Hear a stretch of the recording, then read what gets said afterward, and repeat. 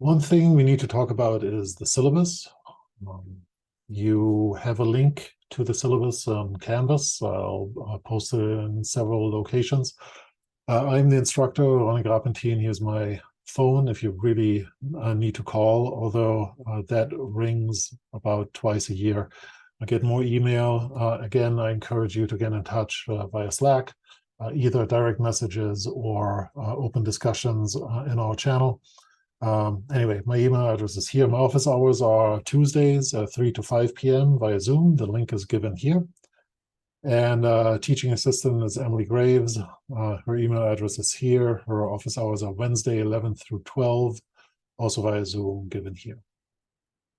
The course websites are the Canvas website for the course, where all the materials are going to be posted. I assume you found that, given that you watched this video right now. And the Open Science Lab environment that we'll be using hides behind geodesy.asf.alaska.edu. The GitHub repository link is given here. This contains all the open materials that we'll be publishing throughout this year.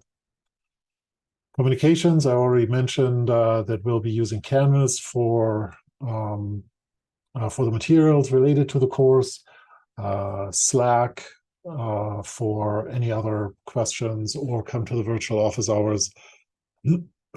Depending on how you set Canvas up, you might get emails once we release the materials, which will aim for around 5 p.m. every Thursday. The course is asynchronous. Thursdays we'll post materials that will provide deadlines for any submissions.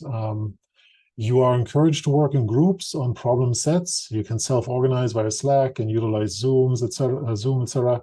But please, everybody should submit their own work. Do not plagiarize. Even if you hammer out the code together, make sure that you submit your own work. It is very evident when two people have worked together. The code looks very identical. So try to work on concepts and ideas and then write out your own code so that nobody's getting into hot water for plagiarism. A course catalog text is given here. The goals are also provided here. I don't have to read through this. I want you to be excited about the tools that you learn here. Ideally, the grad students will utilize the tools readily in their research. And undergrads are getting prepared for their career in the geophysics workforce or perhaps graduate school. Read through these things on your own time. I want to touch on the course content, which is generally 3 units. Unit 1 is general programming principles using Python. Then Unit 2 is shell scripting and command line tools, and Unit 3 is mapping. That roughly turns into this schedule of 15 weeks, where in the beginning we have all this intro material that we're going through right now and talk a little bit more about how we think about programs. Week 2 is program structure and flow control, then variables and data types, logic, functions, and then specific Python packages, NumPy and Pandas, data IO, plotting, and then we move into Unix, etc. There are some milestones in here for the 600 level students.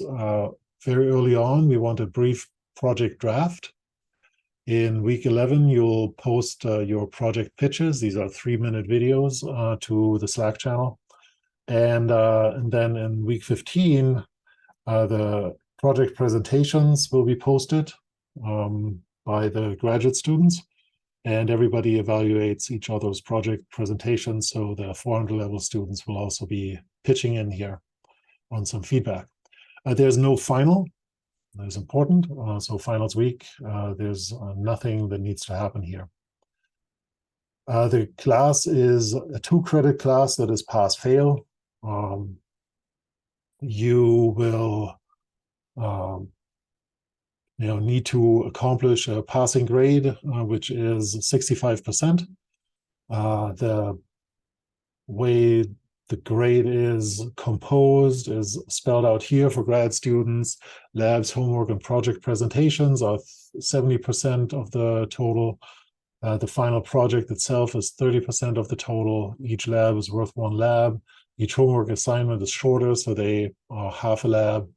The project pitch and the final presentation are each worth 1 lab, so that's kind of a relative grading scale here.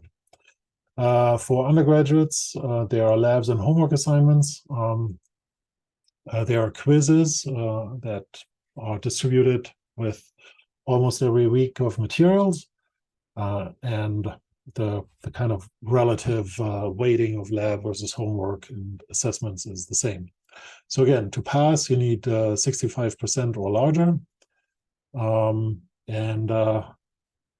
Yeah, if you have questions about any of these things, feel free to get in touch. Graduate students will carry out a complete project, ideally within their own field of specialization. I realize, and that comes up every year, that new grad students don't have a research project yet. Try as hard as you can to find something, work with your advisor. If you don't have anything, feel free to come to me. I can certainly come up with something that you could work on. The idea, though, is, one of the points of this class is that we want you to right away use these tools. There's no point in taking this class and thinking that, oh, when you need it in 2 years, you'll know how to use it. That's usually not how it works. You might remember a few things, but a lot of programming is best learned by doing. And a lot of doing, by the way, involves frustrations, because computers are pretty picky about what they want you to or what they do understand from the instructions that you give them. So please make sure that you leave ample time for projects, for labs, and homeworks, and expect to not get everything done in the first run, because there are some mistakes that we all make and that we all need to make to learn from and then become better programmers. So the details on the project are spelled out here. The timeline is given in week 2, and you develop a flowchart of the components, submit with a narrative of about 0.5 pages to outline the concepts. That's actually built into the first homework for the grad students. Post a 3-minute video pitch in week 11 and week 15, post final project presentation video. Undergrads instead will provide written responses to quizzes during the online lectures and an assessment of the project presentations. Okay. Policies are clear. You are expected to follow the ethical behavior. You may not plagiarize or copy another student's work. Late policy is that you will receive 5% off your grade for each day your assignment is late. If you anticipate missing a class when an assignment is due for conference fieldwork, and in the assignment before you leave, or discuss with the instructors for an alternative solution before you leave. This is in all caps and bold because it is important that we know and to expect that and agree with you on something before things have passed or before deadlines have passed. Okay. UAF also provides the syllabus addendum. This is the same for all courses. Please review that if you need special accommodations, and get in touch with me about those.